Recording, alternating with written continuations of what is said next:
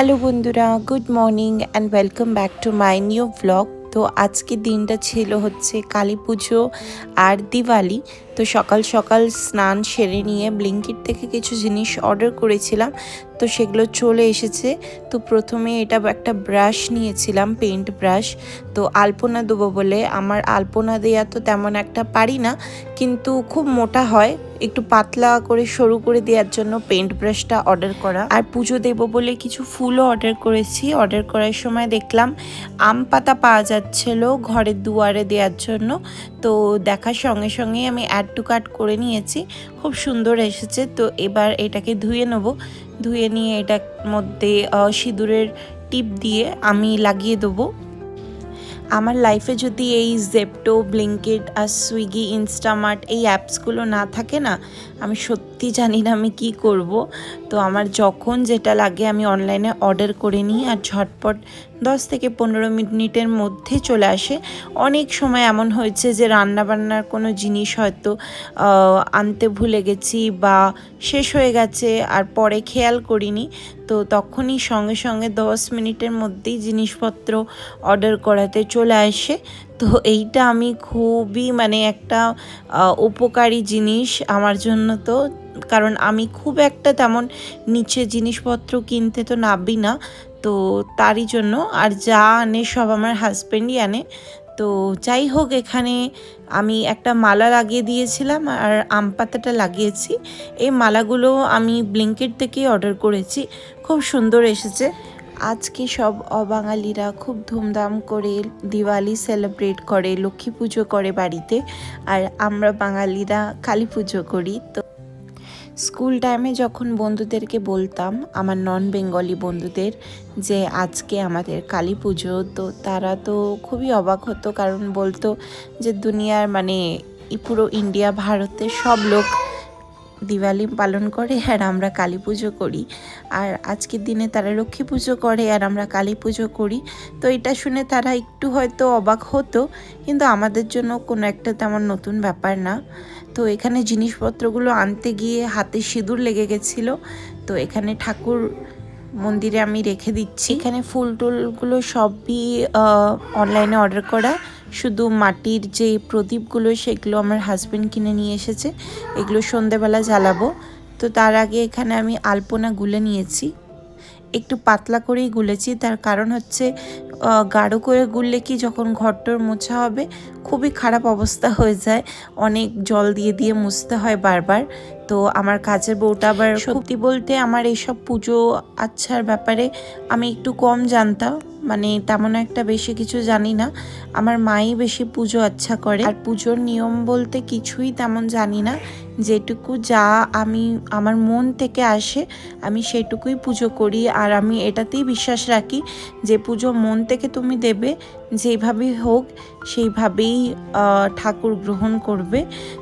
অনেক কিছু রিচুয়ালস মন্ত্র আমি জানি না। আমি ডেলিকার পুজো খুবই সিম্পল আর সাধারণভাবে করি। ঠাকুরকে জল প্রসাদ দিই, প্রদীপ জ্বালাই, চন্দন গুলে ঠাকুরকে টিপ পরানো, এইসবই সামান্য যে পুজো আমার মন থেকে আসে আমি সেটুকুই দিই। এবার কে কী বলবে সেটা আমি অত ভাবি না। ঠাকুরদেরকে সেবা দেওয়া হয়ে গেছে। প্রদীপটা আমার বিকালেই জ্বালানো আমি ভেবেছিলাম, কিন্তু যেহেতু আজকে দিওয়ালি ভাবলাম কটা দিয়া একটু জ্বালিয়ে ঠাকুরের সামনে একটুখানি রাখি, আর তাই জন্যই কটা দিয়া জ্বালাচ্ছি।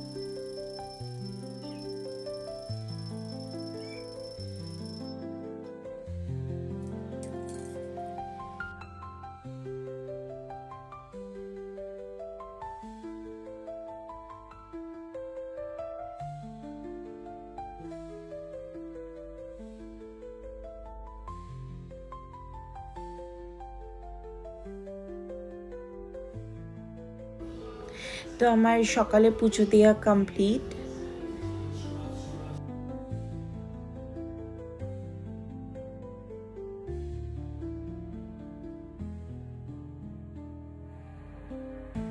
আলপনা দিতে দিতে সারা ঘরেই আলপনা দেওয়া হয়ে গেছে। খুব একটা বেশি ভালো করে তো না, সিম্পলভাবেই দিয়েছি। তো বেশ আমার চোখে তো ভালোই লাগছে, তাই তোমাদেরকে একটু শেয়ার করলাম। তো ঘরের বাইরেও দিয়েছি। তো এখানেরটা একটু গড়বড় হয়ে গেছিলো, তো যাই হোক যেটুকু চেষ্টা পেরেছি সেটুকু করলাম। তারপরে সারাদিন ব্লগ করা হয়নি, এটা হচ্ছে আবার সন্ধ্যের ব্লগ। তো এখন মুখ হাত পা ধুয়ে নিয়ে আমি একটু সন্ধে দেবো, তো তারই একটু প্রিপারেশন করছি। এবার আমরা ছোটোবেলা থেকে প্রত্যেক দিওয়ালির সময় এই প্রদীপ জ্বালাতাম, কিন্তু আমার হাজব্যান্ড আবার বলছে তারা হচ্ছে মোমবাতি জ্বালাতো। তো তাই ভাবলাম যে শুধু প্রদীপ জ্বালাবো, ওর কথাতে কটা মোমবাতিও অর্ডার দিয়েছিলাম, ছোট ছোট ওই টি লাইটের যে মোমবাতিগুলো বেরিয়েছে না সেগুলো। তো একটা উরলিও নিয়েছিলাম, তো উরলির মধ্যেই সাজিয়েছি কটা। তো সেটাকেও জ্বালাবো যাতে আমার হাজব্যান্ডও খুশি হয়, আর আমারও দিয়া জ্বালাতে বেশি ভালো লাগে, তো দিয়াও জ্বালাবো।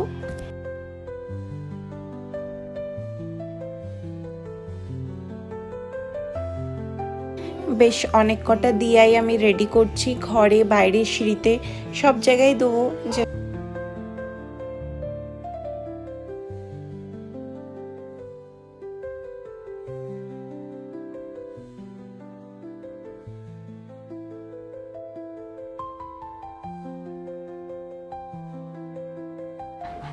প্রদীপগুলো জ্বালানোর পর খুব সুন্দর লাগছে থালাতে সাজানো, তো ফুল দিয়ে সাজিয়েছিলাম। এবার বাইরে গিয়ে প্রদীপগুলো এক এক করে আমি সিঁড়ির মধ্যে দিয়ে দেবো।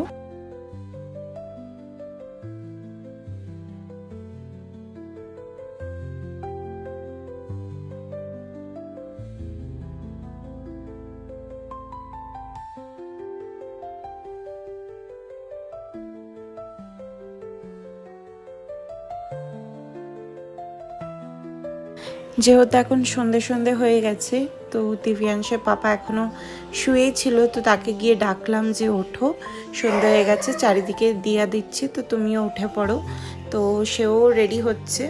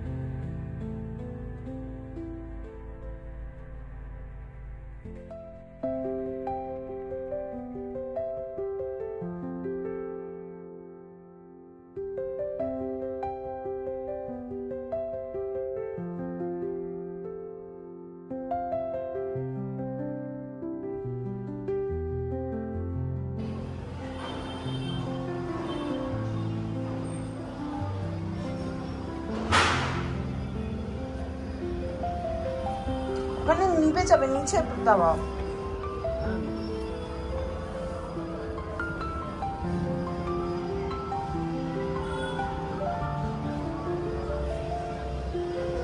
এখানে একটা রেখে দাও।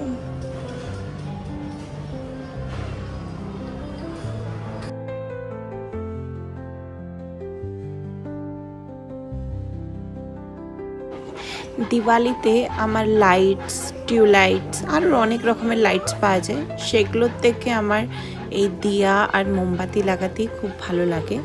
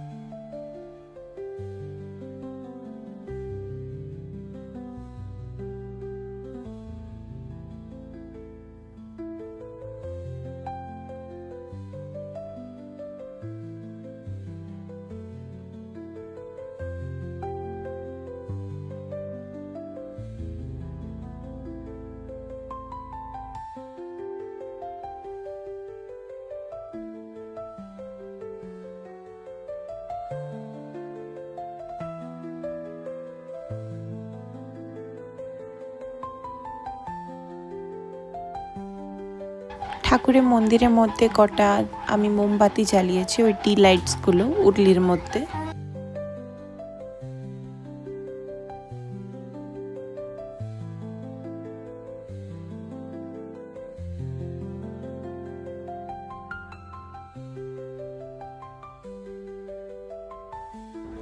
কিছুক্ষণ বাদেই দেখছি খুব বম ফাটাচ্ছে নিচে বাচ্চা ছেলেরা।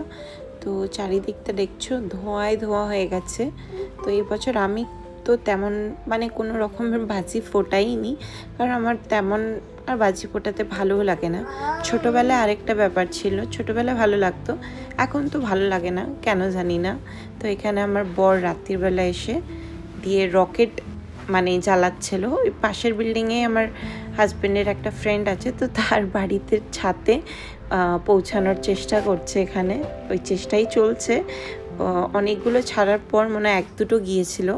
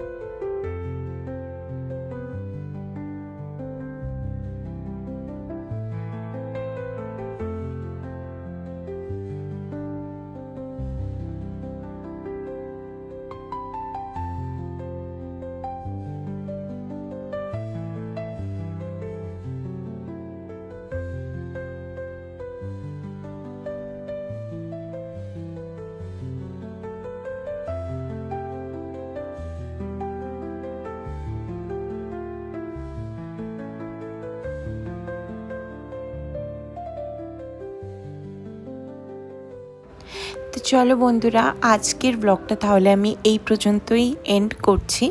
আশা করছি তোমাদের সকলের আমার এই ব্লগটা দেখতে ভালো লেগেছে। যদি ভালো লেগে থাকে তাহলে রিকোয়েস্ট করবো একটা লাইক কমেন্ট করে দিতে, আর তোমাদের ফ্রেন্ডস আর ফ্যামিলির মধ্যেও শেয়ার করে দিতে পারো। আর আমার ফেসবুক পেজ আর ইনস্টাগ্রাম প্রোফাইলকে ফলো করতে ভুলো না। তো চলো আজ আসি, আবার দেখা হবে খুবই শীঘ্রই নতুন একটা ব্লগের সাথে।